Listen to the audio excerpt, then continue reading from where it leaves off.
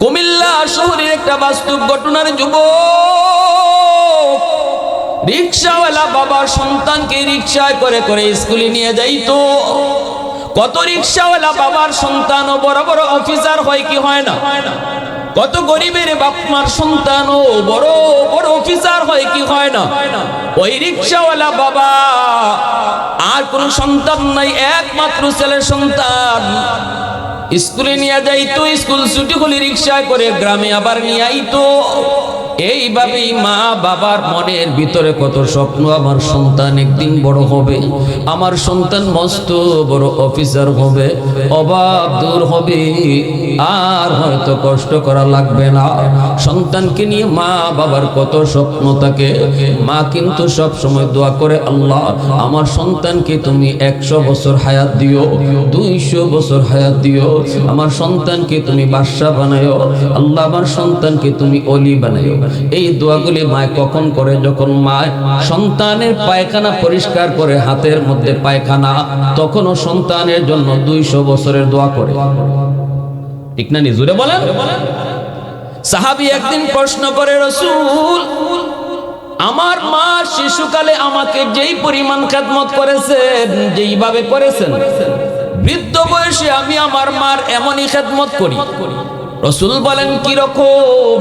সাহাবী বলে, নবী গো, আমার মা আমাকে শিশুকালে যেইভাবে পায়খানা পরিষ্কার করে দিতেন, আমি আজকে বৃদ্ধ বয়সে মার পায়খানা আমি নিজের হাতেই পরিষ্কার করি। মা আমাকে তোলায় তোলায় যেইভাবে খাওয়াইতেন, এইভাবে আজকে আমি মাকেও তোলায় তোলায় খাওয়াই। কোনো দিক দিয়ে কমতি করি না।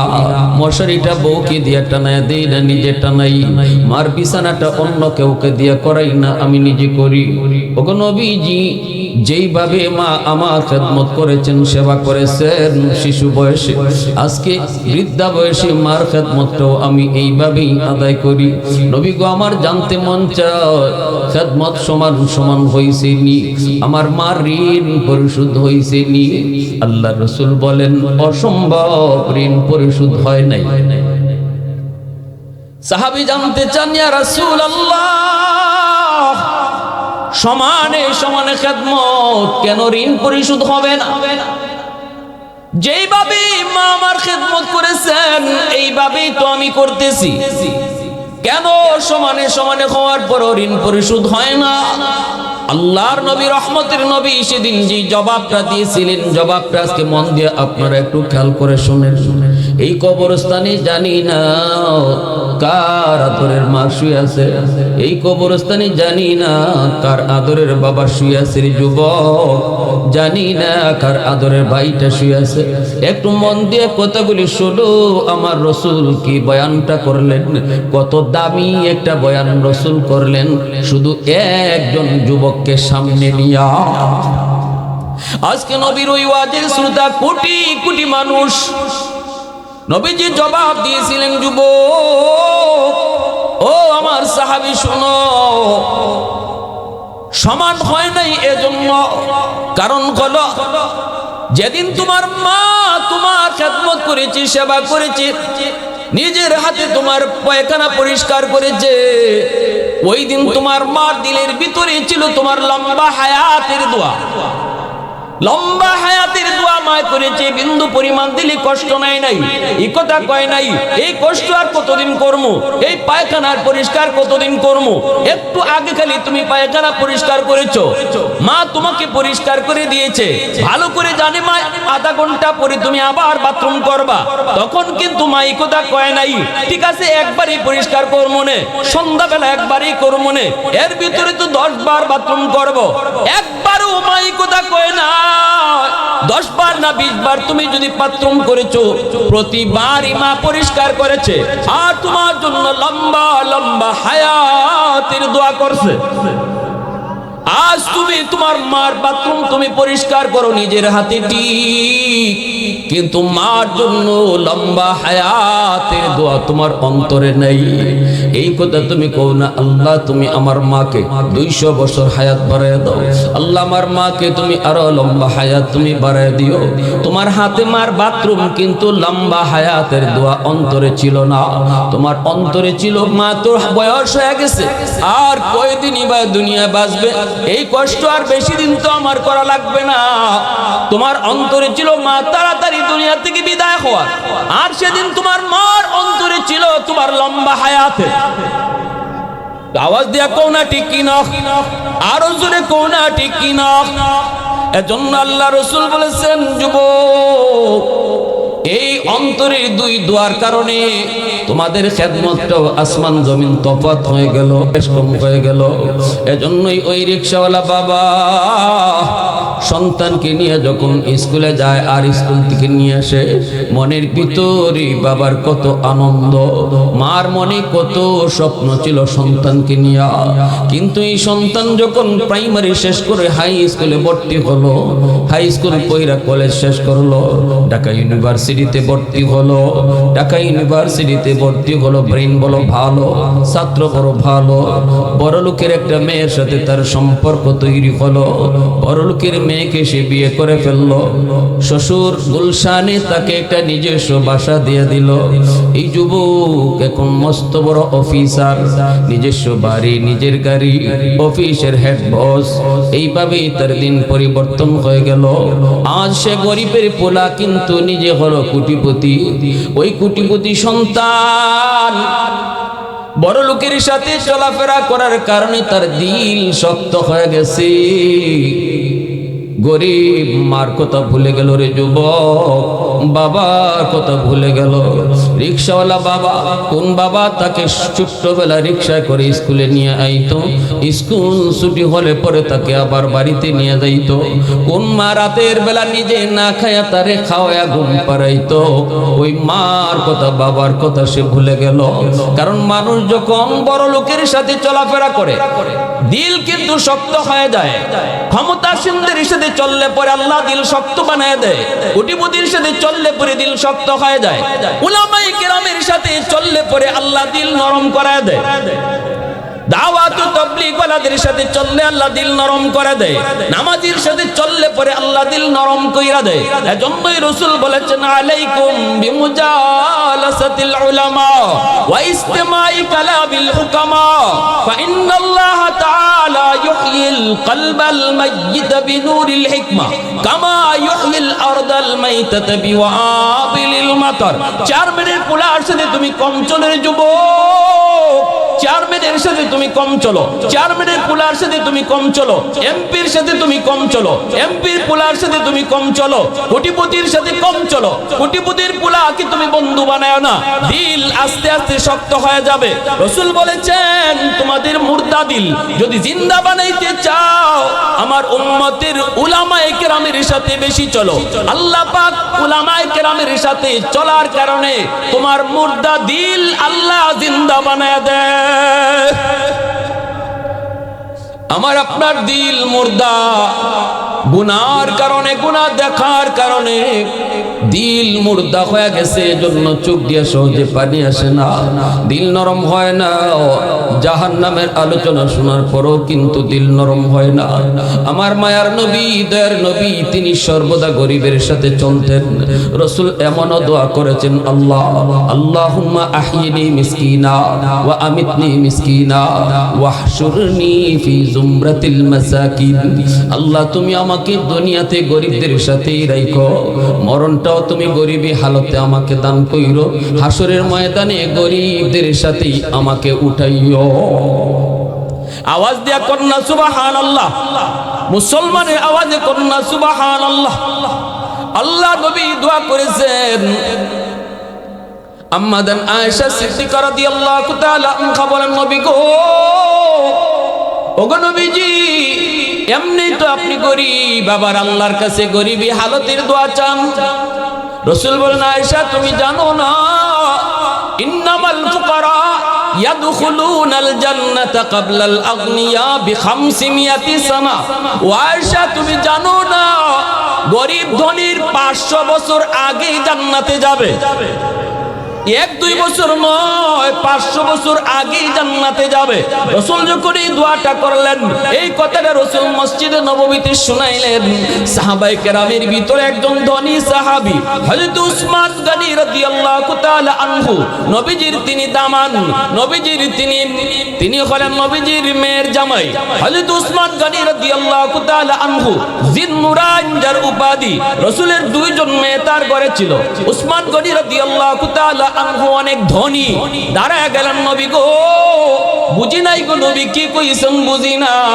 আল্লাহ রাসূলকে, উসমান তুমি ধনী হতে পারো, তোমার দ্বারা অনেকেই সাহায্য পেয়েছে, মদিনার অনেক গরিব মানুষকে তুমি সাহায্য করেছো, কিন্তু আমি রাসূল যা বলেছি নিজের থেকে বলি নাই রে উসমান।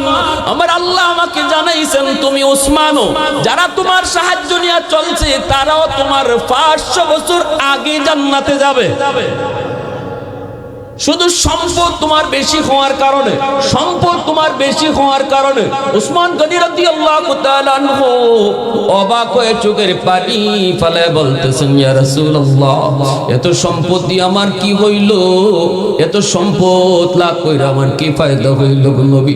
জান্নাতে যদি আগে যেতে না পারলাম, গরিব যদি আমার আগে জান্নাতে চলে যায়। উসমান গনি কান্দে আর কই, নবী গো, এই সম্পদ আমি কি করব? দরকার নাই, সম্পদ না থাকুক তবু আমি উসমান আগে জান্নাতে যাইতাম চাই। আল্লাহ নবী বলে, উসমান তুমি যেই হারে আল্লাহ রাস্তায় দান করো, সম্পদ তোমার কমবে না, সম্পদ শুধু দিন দিন বাড়বে। সম্পদ যদি কমাইতে চাও, দান করা বন্ধ করে দাও। দান করা যদি কেউ বন্ধ করে দেয়, সম্পদ কমবে। রাসূল বলেন, দান যদি বেশি বেশি করো, সম্পদ বাড়বে। তোমার নাম, তোমার উপাধি হলো গনি, ধনী, তুমি তো দান 2 হাতে দান করো, এজন্য সম্পদ তোমার কমবে না, সম্পদ শুধু বাড়বে। উসমান গনি কয়, নবী গো, কারণটা কি গো নবী? কেন আমি 500 বছর পরে জান্নাতে যাব? কারণটা একটু জানতে মন চায়। আমি তো সম্পদের হক আদায় করেছি, আমি তো সম্পদের হক আদায় করে খরচ করি, সম্পদের হক আদায় করে সম্পদ কামাই করি, অন্যায় পথে সম্পদ কামাই করি না, সুদের ব্যবসা করে সম্পদ আমি কামাই করি না, হারাম ব্যবসা করে সম্পদ কামাই করি না, হারাম জায়গায় সম্পদ ব্যয় করি না, খেলাধুলার অনুষ্ঠানও সম্পদ যায় না, জুয়া খেলায়ও সম্পদ ব্যয় হয় না। আমি তো হালাল পথে সম্পদ কামাই করেছি, হালাল পথে সম্পদ ব্যয় করি। ইয়া রাসূলুল্লাহ, জানতে মন চায় কেন, কোন কারণে আমি 500 বছর পরে জান্নাতে যাব, একটু মন চায়।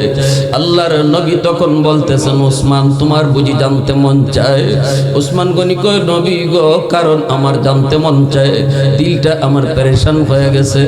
রাসূল বলেন, ঠিক আছে, তাহলে তোমরা জানো, তুমিও জানো, আমার সাহাবীরাও জানো, কারণটা কি? গরিব কেন 500 বছর আগে জান্নাতে ঢুকবি? এই কথা বললেই রাসূল বলেন, উসমান তাহলে তুমি একটু দাঁড়াও। মদিনার মসজিদের ভিতরে সাহাবায়ে কেরাম ভরপুর। আল্লাহর নবী বলেন, উসমান একটু দাঁড়াও।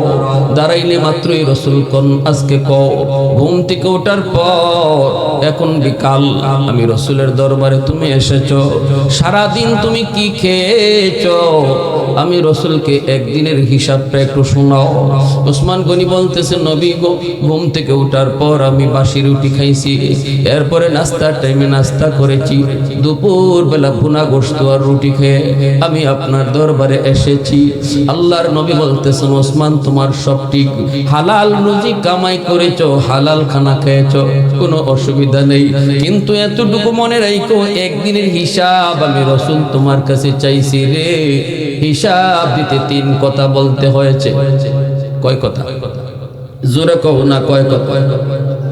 এইবার আল্লাহ নবী বলেন, আমার গরিব সাহাবী আব্দুল্লাহ ইবনে মাসউদ, তুমি কোথায় দাঁড়াও? মদিনার মসজিদের কোণার ভিতরে দাঁড়ায় আছেন জলিলুল কদর সাহাবী আব্দুল্লাহ ইবনে মাসউদ রাদিয়াল্লাহু তাআলা আনহু। কোণা থেকে রাসূল বলতেছেন, আব্দুল্লাহ দাঁড়াও। আব্দুল্লাহ ইবনে মাসউদ দাঁড়ানো মাত্রই রাসূল বলেন, আব্দুল্লাহ একটু কও, আজকে সারা দিন তুমি কি খাইছো? আব্দুল্লাহ ইবনে মাসউদ কথা বলেন না। মাথাটা নিচের দিকে দিয়ে দিছেন। রাসূল আবারও জিজ্ঞেস করেন, আব্দুল্লাহ বল, সারাদিনে কি খাইছো একটু আমাকে শোনাও। একদিনের হিসাব তো চেয়েছি, বলো না সারাদিনে কি খাইছো। আব্দুল্লাহ ইবনে মাসউদ মাথাটা নিচের দিকে দিয়ে চোখের পানি ঝরা ঝরা কাঁদতেছে। রাসূল আবার যখন জিজ্ঞেস করেন, আব্দুল্লাহ মাথা উঠাও, মাথা উঠানো মাত্রই রাসূল বলতেছেন, আব্দুল্লাহ কও সারাদিনে কি খাইছো। এইবার নবীজির চেহারার দিকে তাকায় চোখের পানিটা মুইছে। আব্দুল্লাহ ইবনে মাসউদ কান্দার কো নবী গো, ওগো নবীজি আপনি যদি আমার কাছে জানতে না চাইতেন আমি কখনো বলতাম না গো নবী। ওগো নবীজি সারাদিনে একটা খেজুরও আমার পেটে জুটে নাই। আল্লাহ নবীর সামনে সাহাবায়ে কেরাম সবাই চোখের পানি জড়া জড়া কাঁদতেছে, রাসূল নিজেও চোখের পানিটা মুছতেছেন। এত বড় সাহাবী আব্দুল্লাহ ইবনে মাসউদ একটা খেজুরের দানাও সারাদিনে জুটে না। এইবার আল্লাহ নবী বলতেছেন এবার বসো। রাসূল বসায় বলতেছেন ওসমান হিসাবটা মিলাও। আমি রাসূল একদিনের হিসাব চাইলাম তোমার কাছে, আমার আব্দুল্লাহর কাছে একদিনের হিসাব চেয়েছি। আমার আব্দুল্লাহ এক কথায় হিসাব দিয়া দিছে, কিছুই খাই নাই। কিন্তু তুমি একদিনের হিসাব দিতে তিনটা কথা বলা লাগছে। সকালবেলা ঘুম থেকে উইটা তুমি বাসি রুটি খাইছো, নাস্তার সময় তুমি নাস্তা খেয়েছো, দুপুর বেলা গুনা গোশত আর রুটি খেয়েছো। খাওয়া তোমার হালাল, কোনো সমস্যা নাই, কোনো বেজাল নাই, হিসাব তোমার ঠিক। কিন্তু এই হিসাবটা দিতে তিন কথায় সময় লাগছে বেশি, তিন কথায় সময় লাগছে বেশি। আর আমার আব্দুল্লাহ এক কথায় জবাব দিয়ে দিছে, সময়ও লাগছে তার কম। কিয়ামতের ময়দানে আল্লাহ পাক রব্বুল আলামিন যখন বলবে মিন ইম্মালিহি মিন আইনা ইকতাসাবাহু ওয়া ফীমা আনফাকাহু, সমস্ত মানুষের কাছ থেকে আল্লাহ যখন সম্পদের হিসাব নেবে, কোন পদে সম্পদ কামাই করেছো, কোন পদে সম্পদ তুমি ব্যয় করেছো, এই হিসাব গরিবেও দেওয়া লাগবে, এই হিসাব ধনীও দেওয়া লাগবে। ওই দিন তুমি ধনী হওয়ার কারণে, সম্পদ বেশি হওয়ার কারণে তোমার সময় লাগবে বেশি। আর আব্দুল্লাহর মতো গরিব মানুষগুলার সম্পদ কম, কম কোথায় জবাব দিয়া 500 বছর আগে জান্নাতে চলে যাবে। মুসলমানের আওয়াজে কোন আল্লাহু আকবার, আর একটু জোরে কোন আল্লাহু আকবার। ওয়াহদাত কি হিফাজত নেহি বেকুওতে বাজো, ওয়াহদাত কি হিফাজত নেহি বেকুওতে বাজো, আতি নেহি কুছ।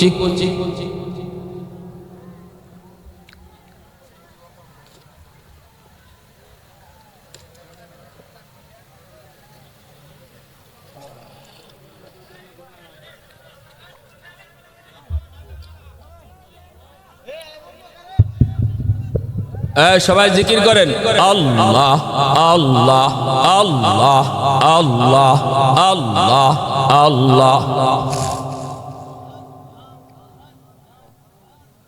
আল্লাহ আল্লাহ আল্লাহ আল্লাহ আল্লাহ আল্লাহ।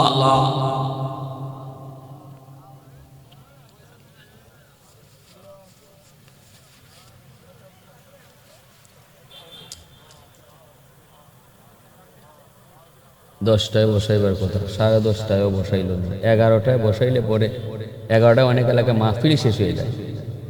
11টার সময় প্রধান বক্তা বসাইলে মানুষের কি আর আগ্রহটা থাকবে? 11টার সময় প্রধান বক্তা বসাইলে মানুষ বসার কোনো অর্থ নেই। আমি সেই 9টার সময় এসে বসা, 8টা 8:30টায় বসা। লা ইলাহা ইল্লাল্লাহ লা ইলাহা ইল্লাল্লাহ লা ইলাহা ইল্লাল্লাহ লা ইলাহা ইল্লাল্লাহ লা ইলাহা ইল্লাল্লাহ লা ইলাহা ইল্লাল্লাহ মুহাম্মাদুর রাসূলুল্লাহ। জোরে সুরে বলি সাল্লাল্লাহু আলাইহি ওয়াসাল্লাম। আল্লাহর নবী বলতেছেন, যুবক, এক নাম্বার হলো তুমি বেশি বেশি করে বাপ মার জন্য দোয়া করো। যখনই মার জন্য বাবার জন্য তুমি দোয়া করবা, সাথে সাথে তোমার খেদমত আল্লাহ কবরে পৌঁছায় দিবে।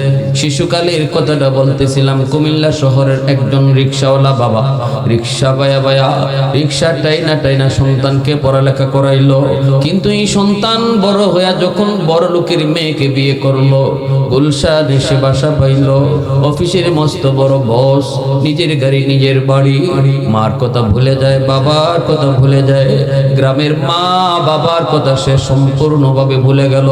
দিল তার শক্ত পাষাণ, ঈদের দিনও মাকে দেখতে গ্রামে আয়নারে যুবক। আজকে আমাদের সমাজও এমন বহু যুবক খুঁজলে পাওয়া যাবে, গরিব মা গরিব বাবা গ্রামে থাকে, কিন্তু সে শহরে বউ নিয়ে থাকে, মা বাবার খবর নেয় না, খোঁজ নেয় না। এমন খুঁজলে সব সমাজে দুই একটা আসেনি না নাই? মানুষের কাছ থেকে মায়ের খবর নাই, আমার সন্তান কেমন আছে গো, তোমরা ঢাকায় দেখছো নি? মানুষের কয় দেখেছি, তোমার সন্তান মস্ত বড় অফিসার, নিজের গাড়ি নিজের বাড়ি, তোমার ছেলে অনেক বড় অফিসার। ঈদের রাতে কত যুবক শহর থেকে গ্রামে আয়, দুঃখিনী মা সারা রাস্তায় সন্তানের জন্য চেয়ে থাকে, কিন্তু বছর চলে যায় সন্তান মাকে দেখতে আসে না। মা শুধু চোখের পানি জড়ায় জড়ায় কান্দে আর কই, মালিক 10 মাস 10 দিন যেই সন্তান আমি পেটে নিয়েছি গো, এই সন্তান আমি কেমন করে ভুলবো? আল্লাহ আমি তো ভুলতে পারি না, সন্তান আমাকে ভুলে গিয়েছে, আমি তো বলতে পারি না। স্বামীকে অনুনয় বিনয় করি বুঝে বলতেছে, স্বামী গো যাও না, একটা নজর যায় সন্তানকে দেখে আসো নিজের চোখে, মানুষের মুখ থেকে আর কত শুনবো, একটা নজর যায় দেখে আসো। স্বামীকে বুঝায় শোনায়া বিবি পাঠায় দিল সন্তানকে এক নজর দেখার জন্য। অফিসের গেটের মধ্যেই দারোয়ান তাকে আটকায় দেয়। দারোয়ান কয়, আপনি এখানে একটু দাঁড়ান। আপনি কে? কয়, আমি তোমার বসের সাথে দেখা করব। বাবা দারোয়ানকে পরিচয় দেয় না। দারোয়ান কয়, আপনি এখানে একটু দাঁড়ান, আমি স্যারের সাথে পারমিশন নিয়ে আসি। দারোয়ান ভিতরে যায় বলতেছে, স্যার একজন গরিব মানুষ অসহায় মানুষ গেটে দাঁড়ায় আছে, মনে হয় আপনার সাথে কোনো কথা, মনে হয় আপনার সাথে কোনো কাজ আছে। পারমিশন আমি দেই নাই, অনুমতি দেই নাই, আপনার অনুমতির অপেক্ষায়। স্যার বলতেছে, একটু রাখ, সিসি ক্যামেরায় আমি দেখি। সন্তান ক্যামেরাটা অন কইরা তাকায় দেখে গেটের পাশে দাঁড়ানো মানুষটা, ওই মানুষটা, যেই মানুষটা তার রিক্সাওয়ালা বাবা, রিক্সা বায়া বায়া পিঠটা বাঁকা হয়ে গেছে। গরিব অসহায় বাবাকে দেখার পরেও কিন্তু সন্তানের দিল নরম হয় নাই, কারণ গুনাহ করার বোধ আছে। গুনাহ মানুষের দিলকে পাষাণ বানায় দেয়। দারোয়ানের হাতে 500 টাকা ধরায়া দিয়া কই, যা যা কর, আমি বড় বিজি, দেখা করার টাইম নাই। এই 500 টাকা দিয়া দিবি আর বলবি অন্য কোনোদিন আসলে পরে বেশি করে দিব। দারোয়ান বুঝে না, নিজেও জানে না। ছেলেও বাবার পরিচয় দেয় নাই, বাবাও ছেলের পরিচয় দারোয়ানকে দেয় নাই। দারোয়ান মনে করেছে কোনো ভিক্ষা দেওয়ার জন্য এসেছে। সাড়ে তারে 500 টাকা দিয়ে দিছে। দারোয়ান এসে বলতেছে, চাচা স্যার বড় বিজি মানুষ, দেখা করার সময় নাই, সুযোগ নাই, অন্য কোনোদিন আসলে পরে আপনাকে আরো বেশি করে দিবে, এই যে নেন 500 টাকা আপনারে দিয়ে দিছে। এই কথা বলা মাত্র বাবা সকল নিজের পরিচয় আর গোপন রাখে না। বাবাই কই, বাজান একটু যে আমি ভিক্ষুক না, ভিক্ষা নিতে আসি নাই রে, আমি কোনো সাইল না, সল করতে আসি নাই, আমি এসেছি এক নজর আমার সন্তানের চেহারা দেখার জন্য। একটু যা কও, স্যার আপনার বাবা এসে মনে হয় আমার ছেলে চিনে না, মনে হয় আমার ছেলে মনে করেছে আমি ভিক্ষুক, যা একটু পরিচয়টা দাও, যা কও আমি তার বাবা, চেহারাটা এক নজর দেখতে এসেছি, ভিক্ষা নিতে আসি নাই। দারোয়ান তখনই চিৎকার দিয়া মাটিতে বসে গেল, আল্লাহ কই আওয়াজ দিয়া বসে গেল। দারোয়ান চোখের পানি দর দরায় দারোয়ানের চোখের পানি বের হয় আর বলতেছে, চাচা পরিচয় দেওয়া লাগবে না, আপনি বুঝি আমাদের স্যারের বাবা? হ বাজান, আমি তোমাদের স্যারের বাবা। একটু যাও দেখো, আমার ছেলে মনে করেছে আমি ভিক্ষু গাইছি, একটু দেখো। দারোয়ান কান্দে আর কই, চাচা যায় লাভ নাই, ক্যামেরার মাঝে স্যারে আপনারে দেখছে এবং আপনারে চিনছে।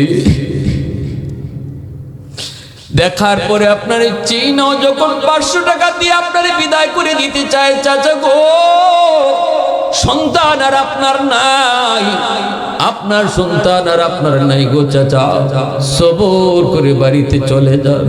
আমি একজন গরিব মানুষ, 20,000 টাকা বেতন পাই, 15,000 টাকা মাস শেষে বাপ মার জন্য গ্রামে পাঠিয়ে দেই, 5,000 টাকা দিয়ে আমি শহরে কোনো রকম থাকি, আর আমার 2.5 লক্ষ টাকা বেতন পায়, অথচ আপনারে 500 টাকা দিয়ে বিদায় করে দিতে চায়। চাচা গো সবর করে চলে যান, সন্তান আর আপনার নাই। এই কথা বলতেই বাবা আল্লাহ কুয়া মাথার মধ্যে দইরা মাটিতে বসে গেল। আল্লাহর কাছে হাত দুটায় মালিক, আলেম ওলামার জবানে শুনেছি সন্তানকে বদদুয়া দিলে বদদুয়া কবুল হয়ে যায়। আল্লাহ আমি কোনো বদদুয়া দিলাম না, তোমার কাছে দোয়া করলাম, আমার সন্তান বুঝে না তুমি তারে বুঝদান কইরো, আমার সন্তান বুঝে না তুমি তারে হেদায়েত দান কইরো। এই কথা কইয়া বাবা চলে গেছে বাড়িতে। এইদিকে বিবি সাহেব স্বামীর অপেক্ষায় রাস্তার পানে তাকায় তাকায় শুধু চোখের পানি ফেলায় কাঁদতেছে। যেই মাত্র স্বামীরে দেখলো দৌড় দিয়া যায় জড়ায় ধরে বলতেছে, স্বামী গো কও না গো স্বামী, কও না আমার সন্তানের চেহারাটা কেমন। বাবা তো টুট মুখ কাঁপতেছে, কথা বলতে পারে না, কি কইব, ছেলে তো দেখা দেয় না, দেখা দেয় না, কি কইব। বাবা টুট মুখ কাঁপতেছে। বিবিকে বুঝায় বলতেছি, বিবি চলো বাড়িতে চলো, তোমার সন্তান মস্ত বড় অফিসার গো বিবি, বাবার সাথে দেখা করার টাইম তার হাতে নাই। আমারে ভিক্ষুক মনে করে 500 টাকা দিয়ে দিছি, ভিক্ষুক মনে করে না, ক্যামেরার মাঝে আমারে দেখছেও চিনছেও, তবুও 500 টাকা দিয়ে আমাকে বিদায় করে দিতে চাইছে। ওগো বিবি কও কও আমি কি করে সেখানে সেটা ধৈর্য ধরেছি। বিবি ওর সাথে সাথে মাটিতে পড়ে গেল। বিবিও একই কথা, আল্লাহ বদদুয়া দিলাম না, বদদুয়া দিলাম না, তোমার দরবারে দোয়া করি, সন্তান বুঝে না তুমি বুঝ দাও। সুবহানাল্লাহ জোরে কও। কারণ 3 ব্যক্তির দোয়া বদদুয়া সরাসরি আল্লাহর দরবারে কবুল হয়ে যায়। সালাসাতুন দাওয়াতুম মুস্তাজাবাতুন লা শাক্কা ফিহি, দাওয়াতুল মাজলুম ওয়া দাওয়াতুল মুসাফির ওয়া দাওয়াতুল ওয়ালিদি আলা ওয়ালাদিহি। 3 ব্যক্তির দোয়া বদদুয়া সরাসরি কবুল। মাজলুমের দোয়া বদদুয়া, মুসাফিরের দোয়া বদদুয়া, মা বাবার দোয়া বদদুয়া। সমাজের ভিতরে যেই মানুষটা বড় দুর্বল, শক্তি কম, ক্ষমতা কম, এজন্য সবল মানুষ যদি দুর্বলের উপরে জুলুম করে, আর ওই দুর্বল মানুষটা যদি চেয়ারম্যানের কাছে বিচার লিয়া না যায়, কারণ বিচার নিয়ে গেলেও বিচার পাবে না, মেম্বারের কাছেও বিচার নিয়ে যায় না, এমপির কাছেও বিচার নিয়ে যায় না, কারো কাছে বিচার পাবে না, বিচার বসায় দেয় আল্লাহর আদালতে। রাসূল বলেন দুর্বল মানুষটা আল্লাহর আদালতে বিচার বসাইতে দেরি হয়, মালিকের দরবারে বিচার গ্রান্টেড হতে দেরি হয় না। এজন্যই রাসূল বলেছেন, সাবধান দুর্বলের উপরে জুলুম কইরা কাদের মধ্যে আল্লাহর আদালতে মামলা লইয়া হাজির হইও না। বুদ্ধিমান কখনো মানুষের মামলা নিয়ে আল্লাহর দরবারে হাজিরা দেয় না। বুদ্ধিমান কখনো মানুষের মামলা লইয়া আল্লাহর আদালতে হাজিরা দেয় না। দুনিয়াতে সে যদি কারো উপরে জুলুম করে থাকে, কারো সম্পদ যদি আত্মসাৎ করে থাকে, কারো হক যদি নষ্ট করে থাকে, বুদ্ধিমান মরণের আগে আগে হকটা ফিরিয়ে দেয়, কারণ আল্লাহ তার নিজের হক মাফ করে দেয়, কিন্তু বান্দার হক আল্লাহ মাফ করে নামাজ এক ওয়াক্ত তোমার কাজা হয়েছে, আল্লাহ চাইলে সেটা মাফ করে দিবেন। কিন্তু তুমি যদি কারো হক নষ্ট করে থাকো, কারো উপরে অন্যায়ভাবে জুলুম করে থাকো, এই বিষয়টা কিন্তু আল্লাহ বিন্দু পরিমাণ ছাড় দেয় না, বিন্দু পরিমাণ আল্লাহ দরদ দেখায় না, মায়া দেখায় না। আল্লাহ বলবে যার হক নষ্ট করেছো তার কাছ থেকে মামলা ডিসমিস করো। এজন্যই বান্দার হকের মামলা হবে হাসরের ময়দানে বড় জটিল, বড় খতরনাক। রাসূল বলেন দুর্বলের উপরে জুলুম করবা না। 2 নাম্বার রাসূল বলেন মুসাফিরের বদদুয়া নিও না, কারণ মুসাফিরের বদদুয়া সরাসরি কবুল হয়ে যায়। 3 নম্বরে রাসূল বলেন বাপ মার বদদুয়া নিও না, মা বাবার বদদুয়া তোমরা নিও না, বাপ মার বদদুয়া তোমরা লইও না। এমন কোন আচরণ কইরো না যে আচরণে মার বদদুয়া বের হয়, এমন কোন আচরণ তুমি কইরো না যে আচরণে বাবার কলিজায় ব্যথা লাগে। রে যুবক, যদি বাবার কলিজায় ব্যথা লাগে, মার কলিজায় ব্যথা লাগে, তোমার কোন আচরণে কোন কথায় আল্লাহর আরো সেটা বরদাস্ত করে না, সাথে সাথে আল্লাহর আরো সেটা মামলা গ্রান্টেড হয়ে যায়। যদি বাপ মার দোয়া নিতে পারো, দিলটা খুশি কইরে যদি দোয়া নিতে পারো, রাসূল বলেন এই দোয়া কবুলের গ্যারান্টি রয়েছে। আব্দুল কাদের জিলানী, মঈনুদ্দিন চিশতি, তোমার আমার ঘরে যদি দাওয়াত করে খাওয়াও, হাজারো হাজারো আব্দুল কাদের জিলানী যদি দোয়া করে, এই দোয়া কবুল হবে কি হবে না কোনো গ্যারান্টি রাসূল দেন নাই। কিন্তু যদি ভাঙ্গা করে মা হাত উঠায়, বাবা যদি তোমার জন্য হাত উঠায়, রাসূল বলেন এই দোয়া কবুলের গ্যারান্টি রয়েছে, এই দোয়া কবুলের গ্যারান্টি আছে, গ্যারান্টি আছে। আব্দুল কাদের জিলানীর দোয়ার কোনো গ্যারান্টি নাই, কবুল হতে পারে কারণ তিনি আল্লাহর ওলি। আশা করি আমরা আল্লাহ ওয়ালাদের দোয়া কবুল, কিন্তু গ্যারান্টি নাই। মা বাবার দোয়ার গ্যারান্টি দিয়েছেন আল্লাহর রাসূল। আওয়াজ দিয়া কোন সুবহানাল্লাহ, আরে কুজুরে কোন সুবহানাল্লাহ। অতএব কার কাছ থেকে কারে তুমি কষ্ট দিয়া, কার বদদুয়া লইয়া কার দোয়া লইতে যাও? মার বদদুয়া লইয়া পিসাবের দোয়া নিতে যাও, মার বদদুয়া লইয়া বাবার বদদুয়া কাপ মাথায় লইয়া আট্রসির দরবারে গরু লইয়া যাও, হাজার গরু নিয়ে যাইতে পারো, কিন্তু বাপ মার বদদুয়া যদি মাথায় থাকে, জীবনে কোনোদিন দোয়া পাইবা না, ভাগ্যের পরিবর্তন হবে না, ব্যবসা বাণিজ্য উন্নতি হবে না, হায়াতের ভিতরে বরকত পাইবা না। আমার ভাইরা বন্ধুরা, হাকিমুল উম্মত বলেন যেই সন্তানের উপরে বাপ মার বদদুয়া, 1 নম্বরে ক্ষতি হলো তার হায়াতের বরকত আল্লাহ কেড়ে নেয়। টাকা তার মাথার উপরে পড়ার কথা না, কিন্তু তার উপরে ইয়া পড়বো। অ্যাক্সিডেন্ট তার হওয়ার কথা না, অ্যাক্সিডেন্ট তার উপরে ইয়া পড়বো। যদি বাপ মার বদদুয়া তার মাথার উপরে থাকে, আর যদি বাপ মার দোয়া তোমার পিছনে থাকে, হাকিমুল উম্মত মুজাদ্দিদ মিল্লাত মাওলানা আশরাফ আলী থানভী বলেন 1 নম্বরে ফায়দা হলো তোমার হায়াতের ভিতরে বরকত আল্লাহ বাড়ায় দেয়। 2 নম্বর ফায়দা হলো দুনিয়াতেই তোমার রিজিকের ভিতরে আল্লাহ বরকত বাড়ায় দেয়। ব্যবসা করবা তুমি কম ব্যবসার ভিতরে বরকত বাড়ায় দিবে কে? একটু আওয়াজ দিয়া বলো না কে? মূসা নবী একদিন আল্লাহকে ডাক দিয়া বলে, মালিক জান্নাতে আমার বন্ধু কে হবে একটু শোনাও। আল্লাহ বললেন বাজারের কসাই। মূসা নবী কয় মালিক কসাই বন্ধু হয় কেমনে, কোন আমলের কারণে? আল্লাহ বলেন নিজে যায় তালাশ করে বের করো। মূসা নবী তিনি ওই লোকটারে বের করলেন। এইবার মূসা কালিমুল্লাহ কয় ভাই আমি একজন মুসাফির। ইনি যে মূসা নবী পরিচয় দেন না, আমি আজ রাত আপনার বাড়িতে মেহমান হতে চাই, মেহমানদারি করবেননি? কারণ মূসা নবীর উদ্দেশ্য হলো এই লোকটা গভীর রাতে আল্লাহর কাছে কি চায়, কি আমল করে একটু দেখবো কোন আমলের কারণে সে আল্লাহর দরবারে এত দামি, এত সম্মানী। জান্নাতে আমি মূসা নবীর বন্ধু হয়ে গেল, গভীর রাত হয়তো সে আল্লাহর কাছে কান্নাকাটি করে। এইবার লোকটা বলতেছে ভাই চলো, আমি তো মুসাফির, আমি তো মুসাফিরের জন্য পাগল, আমি তো মেহমানদারির জন্য পাগল। কারণ মেহমান আসলে পরে কখনো কমায় না রে যুবক। রাসূল বলেন মেহমান আসলে পরে বাড়ায় দেয়া যায়। মান আরাদা আন ইয়াবসুতার রিজকা ফালইউকরিম দাইফা। আমি আপনি মনে করি মেহমান আমার ফ্রিজের মাংস কমায় গেছে, কিন্তু রাসূল বলেন, আমি রাসূল বলতেছি মেহমান তোমারে রিজিক বাড়ায় দেয়া গেছে।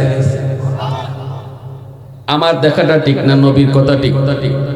আওয়াজ দেয়া কও আমারটা ঠিক না নবীরটা ঠিক? এইবার লোকটা মূসা নবীর নিয়ে বাড়িতে হাজির হলো। মূসা নবী কিন্তু তিনি মেহমানদারি উদ্দেশ্য না, উদ্দেশ্য হলো তার কোন আমল, যে আমলের কারণে সে জান্নাতে মূসা নবীর বন্ধু। অথচ এই লোকটা নিজেও জানে না সে যে জান্নাতে মূসা নবীর বন্ধু। জানবো কি কইরা? মূসা নবী বাড়িতে গেলেন, নিয়ে গেল, দেখে লোকটায় তার বিবির রুমেও আগে ঢুকলো না, নিজের রুমেও আগে গেল না, সন্তানের কাছেও আগে ঢুকলো না। যেই রুমটার ভিতরে বুড়া মা বিছানায় পড়ে রইছে, কবুতরের মতো হয়ে গেছে, ওই রুমটার মধ্যে আগে যায় ঢুকলো, ঢুইকা মাকে কুলে তুললো। মাকে কুলে তুইলা হাতের মধ্যে যে খাবার নিয়ে আসছে সে বাজার থেকে, সেই খাবারটা মাকে নিজের হাতে তুলায়া তুলায়া খাওয়াইতেছে। মূসা নবী দৃশ্যটা দেখতেছেন, আর দেখেন তার ছোট্ট দুইটা বাচ্চা পেটের ক্ষুধায় বাবার পা জড়ায় ধরে কান্না শুরু করেছে। কয়, বাবা সারাদিন কিছুই খাই নাই গো বাবা, তোমার অপেক্ষায় আমরা বসে আছি। বাবা গো, তোমার হাতে খাবার, আমাদের মুখে একটু খানা দাও।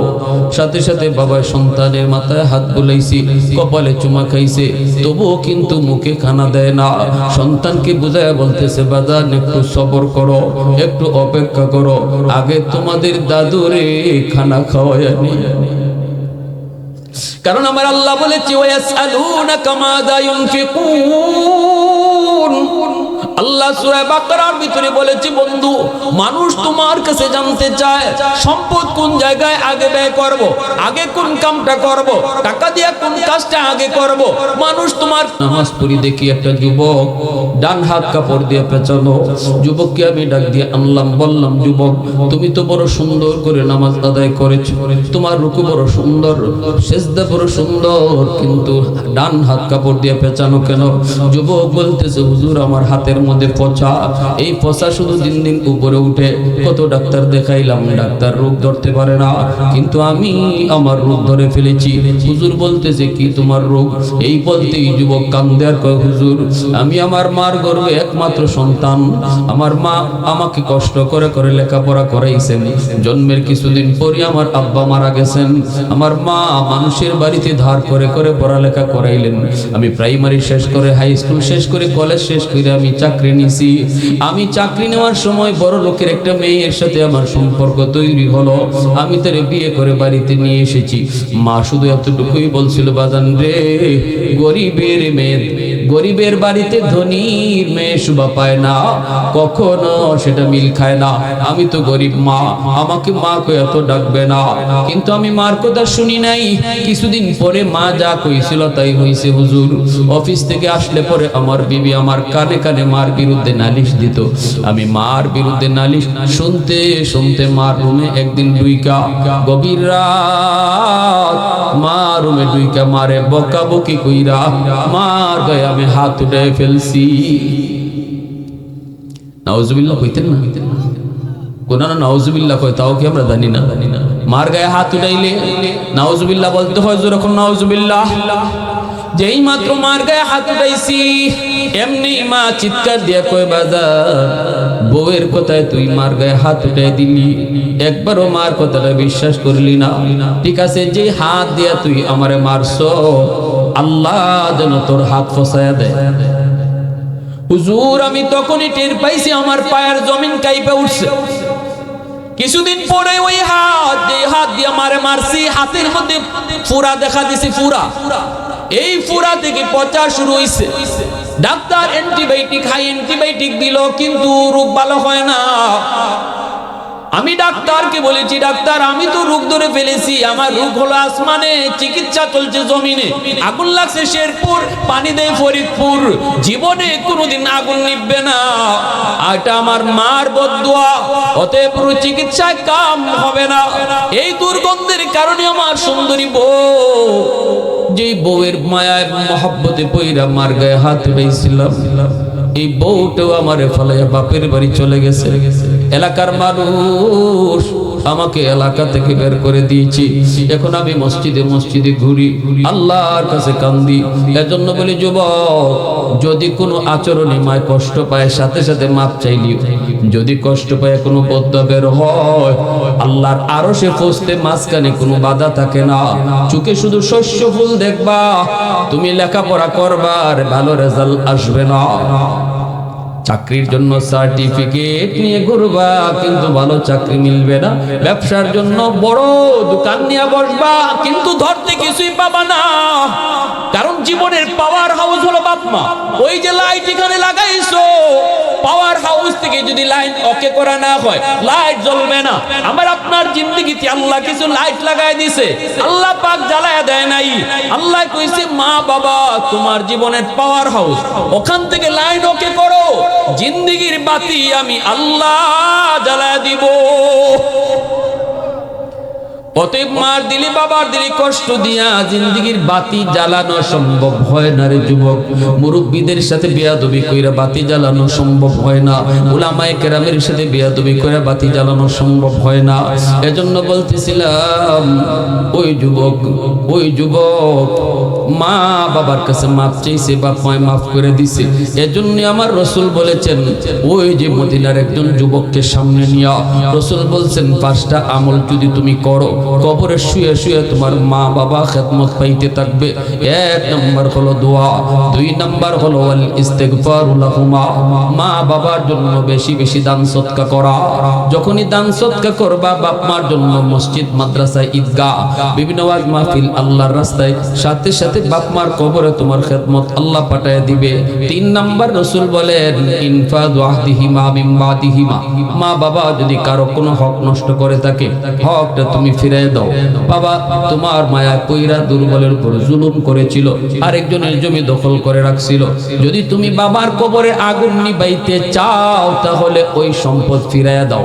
তোমার বাবা যদি তোমার ফুফুদের সম্পদ না দিয়ে থাকে, দাদা মরার পরে তোমার বাবা বোনদের সম্পদ দেয় নাই, এই জিনিসটা যদি তুমি জানো রে যুবক, জিয়াফত পরে করো, গরু হাতি কবরে খাওয়াও। আগে বাবা যার হক নষ্ট করছে এটা ফেরত দাও। এটা ফেরত না দিয়া যদি এলাকার সব মানুষকে তুমি আত্মীয় জব করে খাওয়াও, তবুও বাবার কবরের আগুন নিভবে না। আগুন যদি নিভাইতে চাও, তাড়াতাড়ি মা বাবার কাছে যাদের পাওনা আছে পাওনা পরিশোধ করো। 3 নম্বরে রাসূল বলেন, সিলাতুর রাহমিল্লাতি লা তুসালু ইল্লা বিহিমা, রাসূল ওই যুবককে বলেন, যুবক 4 নম্বর হলো তোমার মা বাবার রক্তের মানুষ যারা, তাদের সম্পর্ক রাখো। বাবার রক্তের মানুষ হলো ফুফু, বাবার রক্তের মানুষ হলো চাচা, বাবার রক্তের মানুষ হলো দাদা, বাবার রক্তের মানুষ চাচাতো ভাই, ফুফাতো ভাই, ভাই বোন, এদের সাথে তুমি সম্পর্ক রেখে চলো, এদের খোঁজ খবর নাও।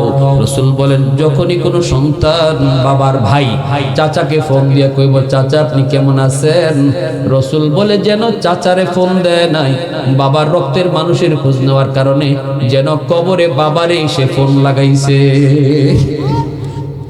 মা দুনিয়াতে নাই, কিন্তু মা রক্তের মানুষ কারা কারা আছে খবর নাও।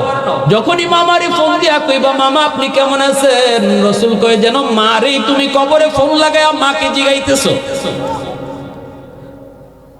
কিন্তু আমাদের সমাজে তো আমরা এমন দেখি, নিজে যদি কোটিপতি হয়ে যাই, টাকাওয়ালা হয়ে যাই, রক্তের গরিব মানুষকে পরিচয় দিতে চায় না।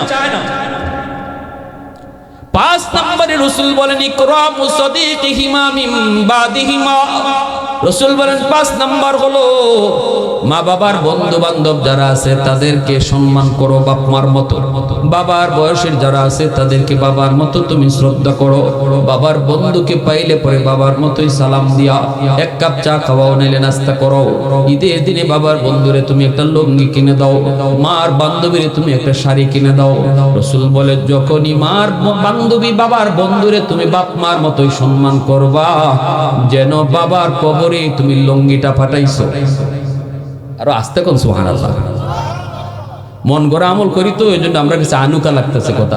আমরা তো আসি খালি বাবা মরে গেছি, গরু একটা লো, এদিকে দিয়ে 60,000 টাকা একটা গরু লিয়ে, গরু আইন এলাকার যা আছে সব চেয়ারম্যান মেম্বারের দাওয়াত দিয়ে খাওয়াও, আর ফকির ফুকারা যেটা আছে এগুলারে সব কলা পাতার মাঝে দেও। এটাতে আমরা খাসলত বৈশিষ্ট্য। অথচ মরাবাড়ির খানা, মৃত ব্যক্তির খানার পরিপূর্ণ হকদার হলো গরিব মিসকিন। এই গরিব মিসকিনের হক খাইয়ে যেতেছে চেয়ারম্যানে আর মেম্বারে। অথচ শরীয়তের মাসালা হলো, যদি ধনী মানুষ ওই গরিবের খানা খাইতে হয় তাহলে বিল দেওয়া যাইতো, বিল। এই বিল দেওয়া যাইতো যে নাও এই 500 টাকার খানা খাইছি, টাকাটা দিয়ে গেলাম চেয়ারম্যানে, এই টাকাটা আপনি গরিবরে দিয়ে দিবেন। আর গরিবের কাছ থেকে আগে অনুমতি নেবেন, তোমার খানা চেয়ারম্যানটা খাওয়াইতাম রাজি আসুনি, যদি ফকিরে কয় খাওয়ান তাইলে চেয়ারম্যানে খাইতে পারেন। মাসলা আপনারা মানলে মানেন, না মানলে নাই, আমরা দায়িত্ব আমরা কোয়া, মানা না মানা আপনাদের হাতে। ধনী মানুষ মৃত ব্যক্তি খাইলে পরে, মরা বাড়িতে খাইলে রসুল বলছেন দিল মুর্দা হয়ে যায়। এটা গরিবের খানা, এটা ধনীর খানা না। যদি খাইতেই হয় তাহলে বিল দিয়ে খাবা। আরেকটা হলো একই চেয়ারে বৈশা খাওয়াইবা, ফকিরে যে চেয়ারম্যানের যে চেয়ারে বৈশা খাওয়াইবা, ফকির এই চেয়ারে বৈশে খাওয়াইতে হবে। এটা আমরা করি, হ্যাঁ? চেয়ারম্যান মেম্বারে তো সব গরু গোশত খাইয়া খালি আড্ডিটা রাখতে যায়। সব জায়গায় আড্ডিও থাকে না, খালি জুল থাকে। যার খানা হে খালি জুল পায় আর আলু পায়। আর এই সওয়াব আপনি বাবার কবরে পৌঁছাইবেন, অসম্ভব। সব উল্টা দেই উল্টা। এজন্য আল্লাহ রসুল যেভাবে কইতেছেন এইভাবে আমল করেন। এই 5টা আমলের কথা রসুল কইছেন। শেষমেশ রসুল কইছেন মা বাবার বন্ধু বান্ধব যারা, তাদের খোঁজ নিও, তাদেরকে সাহায্য করো। তখন বাবার কবরে সাহায্য করা হয়, মার কবরে সাহায্য করা হয়। রসুল আম্মাদান আয়েশা সিদ্দিকা রাদিয়াল্লাহু তাআলা আনহাকে নিয়ে খাইতে বসছেন। রসুলের সামনে অনেকগুলা রুটি, রসুল খাইতে পারেন না। রসুল বলে আয়েশা আমার গলা দিয়ে যায় না, কারণ তোমরা আমার সুখের দিনের স্ত্রী আর আমার খাদিজা ছিল দুঃখের দিনের স্ত্রী। আমার খাদিজার সামনে কোনোদিন এতগুলা রুটি নিয়ে আমি রসুল বসতে পারি নাই। মনে পড়ে গেছে আমার সেই স্মৃতির কথা, আমি খাইতে পারবো না, একটা রুটি আমার খাদিজারে দিয়ে আসো। আম্মাদান বলে ইয়া রাসূলুল্লাহ, আপনার খাদিজা তো কবরে শায়িত, তার রুটি খাওয়াবো কিভাবে? রসুল বলে জানো না, আমার খাদিজার বান্ধবী নাফিসা দুনিয়ায় জীবিত আছে, নাফিসার একটা রুটি খাওয়াইলে আমার খাদিজারই রুটি খাওয়ানো। আর আজকে আমরা বাবার বয়সের মানুষের সাথে বিয়াদবি করি, আবার বাবার নামে মিলাদ করি। বাবার বয়সের মানুষের সাথে বিয়াদবি কইরা বাবার নামে গরু খাওয়াইলেও বাবার কবরে কিছু যাইতো না। বাবার বয়সের মানুষের সাথে বাবার মতো শ্রদ্ধা করো, সাথে সাথে কবরে তোমার খেদমত পৌঁছে যাবে। বাবার বয়সের মানুষটা যে দিল খুশি হবে, এই দিল খুশিটা বাবার বন্ধু হয় নাই, এই দিলের খুশিটা বাবা কবর থেকে বাবার হইছে। এই ওয়াজটাই রসুল করতেছিলেন একজন যুবককে সামনে নিয়ে, যে ওয়াজটা আমি আপনাদেরকে আজকে শোনাইলাম। আজকে পৃথিবীর সমস্ত মুসলমান, কোটি কোটি মুসলমান আমার নবীর এই ওয়াজের শ্রোতা, অথচ সেদিন রসুলের সামনে শ্রোতা ছিল মাত্র একজন।